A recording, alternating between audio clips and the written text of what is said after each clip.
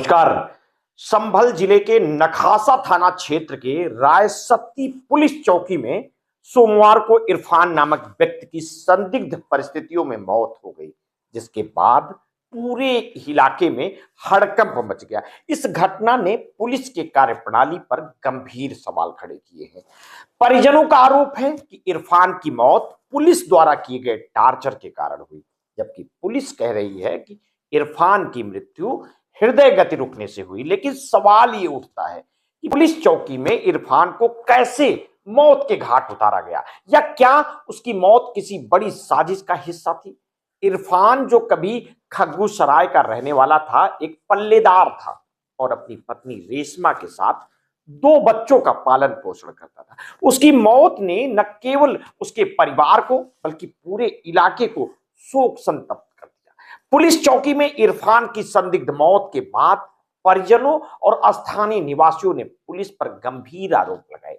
परिजनों का कहना था कि पुलिस ने इरफान को दवाई तक नहीं देने दी, जबकि वो पहले से एक गंभीर बीमारी से जूझ रहा था और डॉक्टरों से उपचार करवा रहा था।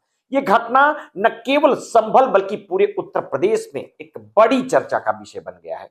सांसद जियाउर रहमान बर्क ने पुलिस पर हत्या का आरोप लगाते हुए कहा कि यह घटना पुलिस के अत्याचार और दमन को दर्शाती है।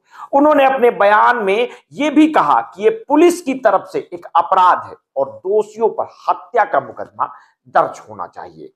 सांसद का यह बयान उस समय सामने आया जब स्थानीय लोग और परिजन यह आरोप लगा रहे थे कि पुलिस ने इरफान को हिरासत में रखते हुए अत्याचार किया, जिसके कारण उसकी जान चली गई। सवाल यह उठता है कि क्या पुलिस द्वारा किए गए अत्याचार के कारण इरफान की जान गई? क्या पुलिस ने उसे उचित उपचार दिया? क्या इस तरह की घटनाएं पुलिस की कार्यप्रणाली में खामियों का संकेत देती हैं?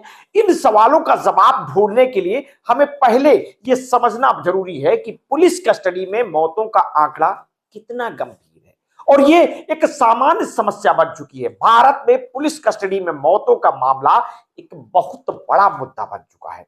नेशनल ह्यूमन राइट्स कमीशन के आंकड़ों के अनुसार हर साल भारत में सैकड़ों लोग पुलिस कस्टडी में अपनी जान गंवाते हैं। पिछले कुछ वर्षों में यह आंकड़ा तेजी से बढ़ रहा है और इस मामले में कई बार मानवाधिकार उल्लंघन के आरोप भी सामने आए हैं।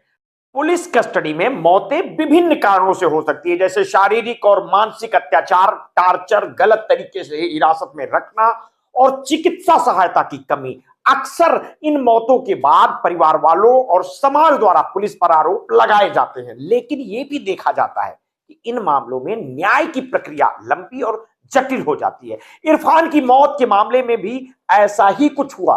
पुलिस ने दावा किया कि इरफान की मौत हृदय गति रुकने के कारण हुई, लेकिन परिजनों का आरोप है कि पुलिस ने उसे दवा तक नहीं देने दी, जबकि इरफान का स्वास्थ्य पहले से खराब था। इरफान के परिजनों ने यह भी आरोप लगाया कि पुलिस ने उसे न केवल दवा खाने से रोका बल्कि उसे कड़ी मशक्कत भी दी, जिसके कारण उसकी स्थिति और बिगड़ी। ये आरोप पुलिस की कार्यप्रणाली पर एक गंभीर सवाल उठाता है कि क्या पुलिस ने अपनी जिम्मेदारी को सही तरीके से निभाया और क्या इरफान को हिरासत में उचित इलाज मिला। इस मामले में पुलिस द्वारा दिए गए बयान के बाद इरफान के परिजनों और स्थानीय लोगों ने उनके खिलाफ विरोध प्रदर्शन शुरू कर दिया। स्थिति इतनी गंभीर हो गई कि पुलिस ने मौके पर अतिरिक्त बल तैनात किया और आरएएफ की भी मदद ली। एएसपी श्री चंद और सीओ असमौली कुलदीप सिंह सहित कई अन्य अधिकारियों ने मौके पर पहुंचकर मामले की जांच की, लेकिन हंगामा थमने का नाम नहीं ले रहा। यह घटना सिर्फ एक व्यक्ति की मौत का मामला नहीं, बल्कि यह पुलिस कस्टडी में मौतों के बढ़ते हुए मामलों की गंभीरता को भी उजागर करती है।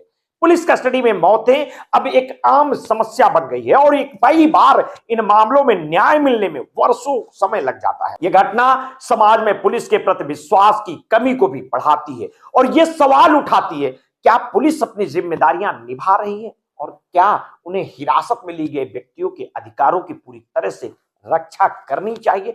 समाज और सरकार को इस सवाल का जवाब देने की जरूरत है कि पुलिस कस्टडी में मौतों के मामले में सुधार कैसे किया जा सकता है। क्या पुलिस को और अधिक जवाबदेह बनाना जरूरी है?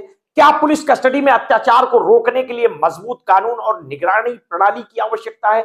इन सवालों के जवाब तभी मिल सकते हैं जब पुलिस अपनी कार्यप्रणाली को बेहतर बनाए और नागरिकों के अधिकारों का सम्मान करे। इरफान की मौत के मामले में पुलिस के खिलाफ लगाए गए आरोपों की जांच जारी है और पोस्टमार्टम रिपोर्ट आने के बाद ही यह स्पष्ट हो पाएगा कि उसकी मौत का असली कारण क्या था। लेकिन इस घटना ने एक बार फिर से पुलिस कस्टडी में मौतों के मुद्दे को ताजगी दे दी है और समाज से यह सवाल पूछा है कि क्या पुलिस अपने दायित्वों को निभा रही है या वो केवल अपनी ताकत का गलत इस्तेमाल कर रही है। निश्चित रूप से इस मामले के बाद पुलिस कस्टडी में मौतों की रोकथाम के लिए सख्त कदम उठाए जाने की आवश्यकता है और इसके लिए पुलिस सुधार की दिशा में ठोस और प्रभावी कदम उठाए जाने चाहिए ताकि भविष्य में किसी और इरफान को अपनी जान गंवानी ना पड़े। आगे की जो भी अपडेट होगी हम समय समय पर आपको देते रहेंगे। आपने अगर अभी तक हमारे इस चैनल को सब्सक्राइब नहीं किया है तो तत्काल कर लीजिए, बेल आइकन दबाना बिल्कुल ना भूलिए।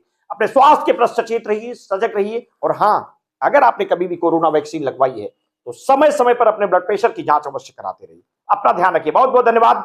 साधुवाद।